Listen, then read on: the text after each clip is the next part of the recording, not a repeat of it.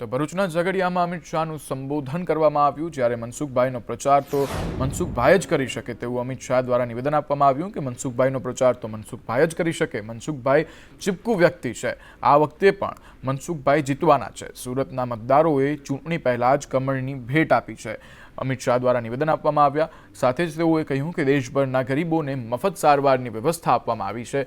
અમિત શાહે કોંગ્રેસ અને આમ આદમી પાર્ટી પર પણ પ્રહાર કર્યા। કોંગ્રેસ આદિવાસીઓથી નફરત કરે છે, આમ આદમી પાર્ટી આદિવાસીઓનું મત લઈ શોષણ કર્યું છે, લોકોને લૂંટવા નીકળ્યા છે। કોંગ્રેસ અને આમ આદમી પાર્ટી જેવા અનેક નિવેદન અમિત શાહ દ્વારા આપવામાં આવ્યા। સાથે જ તેઓએ કહ્યું કે આદિવાસી મંત્રાલય અટલજીના શાસનમાં બન્યું, જુઠ્ઠાણા ફેલાવવામાં કોંગ્રેસ માહિર છે, જુઠ્ઠાણા ફેલાવવાની સરકાર આમ આદમી પાર્ટી છે, દેશના દુશ્મનોમાં ડર રહે તે ભાજપ માટે જરૂરી છે, વિકસિત ભારત માટે ભાજપ જરૂરી છે, દેશ પીએમ મોદીના હાથમાં સુરક્ષિત છે। અમિત શાહ દ્વારા ભરૂચમાં જ્યારે સંબોધન કરવામાં આવી રહ્યું હતું ત્યારે આ તમામ પ્રકારની ટિપ્પણીઓ કરવામાં આવી। અહીં બેઠેલા હજારો આદિવાસી ભાઈઓ બહેનોને હું કહેવા માંગુ છું, તમારા ગામમાં વાત કરજો, આ ચૈતર વસાવા કંપની જૂઠાણું ફેલાવવાની વાત કરે છે, કોઈ એમાં ના આવતા। નરેન્દ્ર મોદી તો આદિવાસીઓનો મિત્ર છે। હું આ ભરૂચનો પ્રભારી હતો, દાહોદનો પ્રભારી હતો, ડાંગનો પ્રભારી હતો। વનબંધુ કલ્યાણ યોજના, વાડી યોજના, આદિવાસી કલ્યાણ યોજના દેશભરમાં સૌથી પહેલી કોઈએ લાગુ કરી હોય તો આપણા નેતા નરેન્દ્ર મોદીએ લાગુ કરી।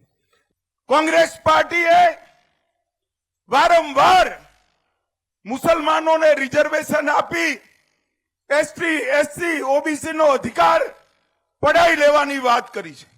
અમે અમારા ઘોષણા પત્રમાં કહ્યું છે, કોઈ પણ આરક્ષણ, કોઈ પણ રિઝર્વેશન ધર્મના આધાર પર ના હોઈ શકે। મુસ્લિમ રિઝર્વેશનના જેટલા પ્રયાસો થયા છે, ભારતીય જનતા પાર્ટી એ બધા પ્રયાસો સમાપ્ત કરી આપણા આદિવાસી, દલિત અને ઓબીસીને રિઝર્વેશન આપવાનું કામ કરશે। તો આ સાથે જ વલસાડના ધરમપુરમાં પ્રિયંકા ગાંધીએ પણ સંબોધન કર્યું હતું, જેમાં તેઓએ કહ્યું કે આમ આદમી પાર્ટી દેશ માટે લડ્યા, આપ દેશ માટે લડ્યા, આઝાદી માટે લડ્યા।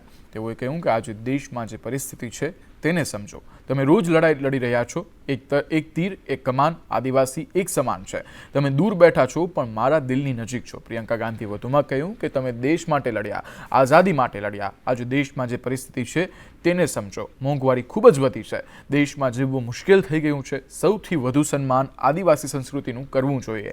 મારા દાદી આદિવાસીઓનું સન્માન કરવાનું કહેતી, આ વખતે અમે ચૂંટણી ઢંઢેરાનું નામ ન્યાય યાત્રા આપ્યું છે।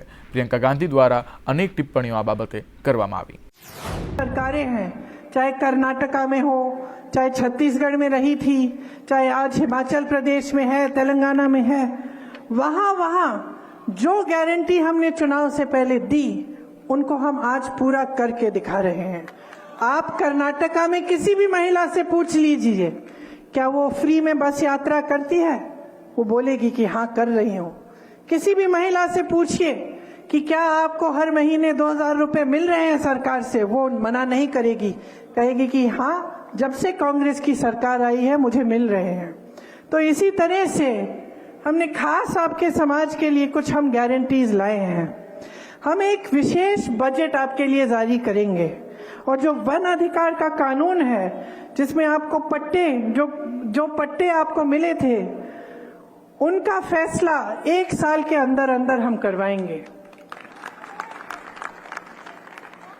SC/ST का जो सब प्लान है उसको हम लागू करेंगे और आदिवासियों की जहां पे ज्यादा जनसंख्या है उन जगहों पे, उन क्षेत्रों को हम अनुसूचित क्षेत्र घोषित करेंगे ताकि आपको सब सुविधाएं मिले। साथ ही धरमपुर सभा में रोजगारी मोंघवारी मुद्दे प्रियंका गांधी भाजप पर प्रहार करता जोवा मळ्या। देश में बेरोजगारी मोंघवारी में वधारो थयो छे। प्रियंका गांधीए कह્યું કે મોંઘવારીમાં સામે નોકરીના અવકાશ પણ વધ્યા। સાથે જ દેશમાં આર્થિક સદ્ધરતા વધે એટલે મોંઘવારી વધે। અને ભારતીય જનતા પાર્ટી દ્વારા વધુમાં કહેવામાં આવ્યું કે ગુજરાતમાં 30 વર્ષ પહેલા બેડા ટેન્કર રાજ હતું, હવે ખર્ચ સામે આવક વધે એ અમારી સરકારે વિચાર્યું છે। દવે દ્વારા ઘણા નિવેદન આપવામાં આવ્યા। તેની સાથે તેઓએ કહ્યું કે મોંઘવારી સામે નોકરીના અવકાશ પણ વધ્યા છે। आप देश के लिए लड़े, आजादी के लिए लड़े, समानता के लिए लड़े। आज देखिए जो देश में परिस्थितियां हैं, मैं चाहती हूँ कि दो तरह से आप इनको समझें।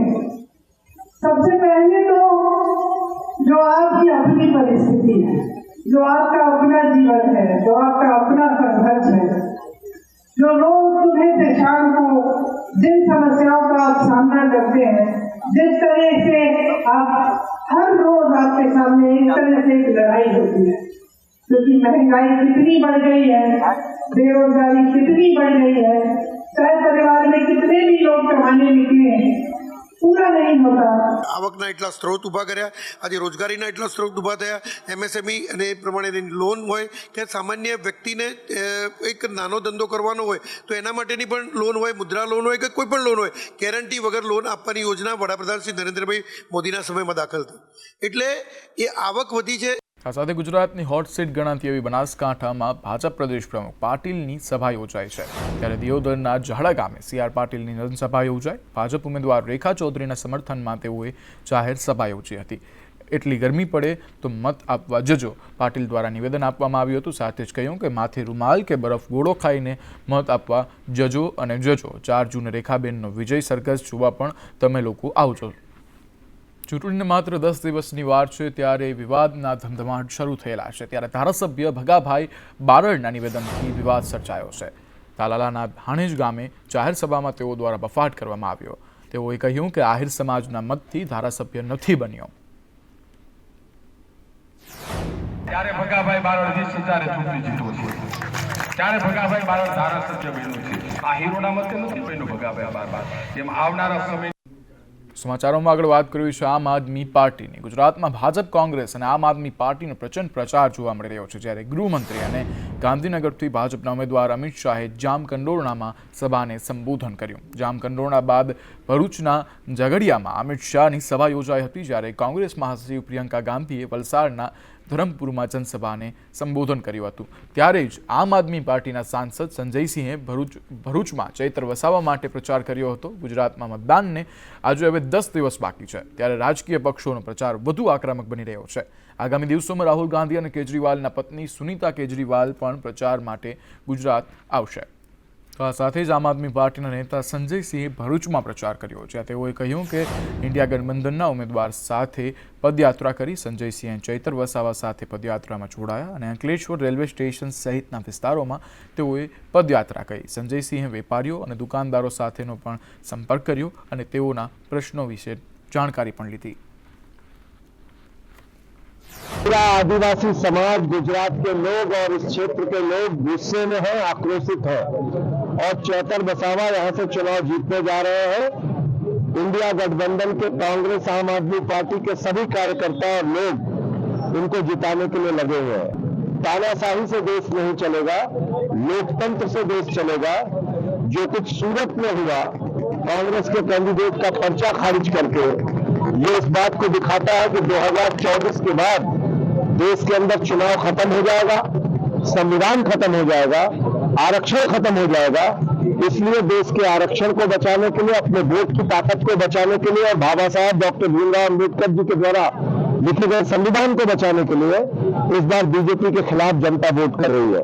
બીજી તરફ રાજકોટના જામકંડોરણામાં અમિત શાહની જનસભા ચાલી રહી છે, જ્યાં તેઓએ કહ્યું કે ગુજરાતમાં કહેવત છે, તેજીને ટકોરે શાનમાં સમજે એવી સૌરાષ્ટ્રની જનતા છે।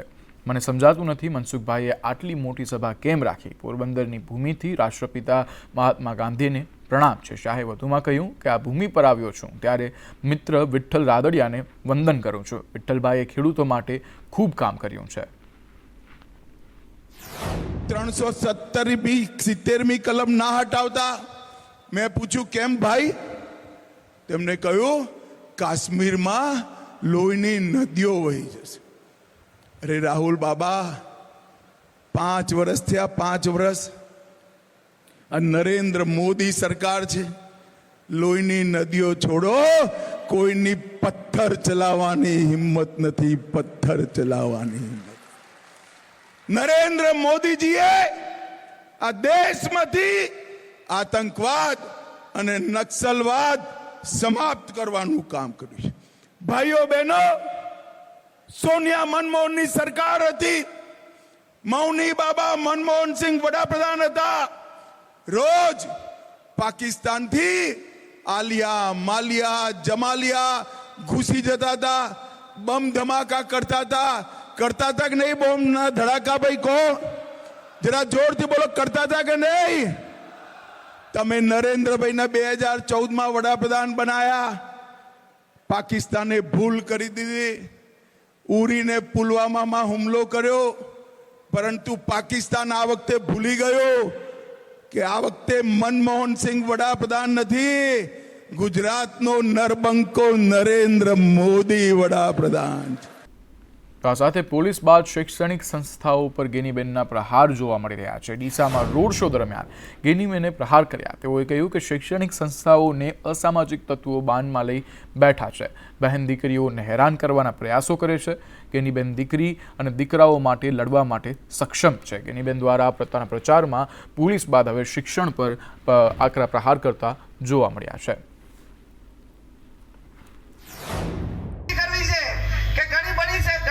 શૈક્ષણિક સંસ્થાઓમાં જે અસામાજિક તત્વો શૈક્ષણિક સંસ્થાઓને માનમાં લઈને જે મારી બેન દીકરી સામે આગળ ઉઠાવવા માટેના કે ક્યાંક એને હેરાન કરવાના પ્રયત્નો કરે છે, એના માટે ગેનીબેન ઠાકોર આજે બજારની વિચારમાં એમને ચેલેન્જ કરે છે કે મહેરબાની કરજો, કુદરતને અહીંયા દેર છે, અંધેર નથી, તમને પણ પહોંચી વળવા માટે કોઈક ને કોઈ સક્ષમ છે. એ વાતને ધ્યાનમાં રાખીને તમામને હું ખાતરી અપાવું છું કે ક્યાંક બેન દીકરીની સુરક્ષાની વાત આવે ને તો ગેનીબેને ભૂતકાળમાં ક્યારેય પીછેહટ કરી નથી અને આવનાર સમયમાં પણ નહીં કરે, એની પણ આપ સૌને હું ખાતરી આપું છું. આ સાથે જ વડોદરામાં અમિત શાહનો રોડ શો યોજાયો છે. આપણે જાણ કરીશ કે ત્યાંના તમને વિઝ્યુઅલ્સ બતાવવામાં આવે. અમિત શાહ દ્વારા રોડ શો યોજવામાં આવી રહ્યો છે. મોટી કતારોમાં લોકો ત્યાં જોડાયા છે. તેઓ દ્વારા ઘણા બધા ત્યાં નિવેદન પણ આપવામાં આવી રહ્યા છે. સાથે જ મુખ્યમંત્રી ભૂપેન્દ્ર પટેલ અને હર્ષ સંઘવી સાથે અનેક મોટા દિગ્ગજ નેતાઓ પણ ત્યાં જોડાયા છે આ રોડ શોમાં. આપ સમગ્ર દ્રશ્યો ટીવી સ્ક્રીન પર જોઈ શકો છો.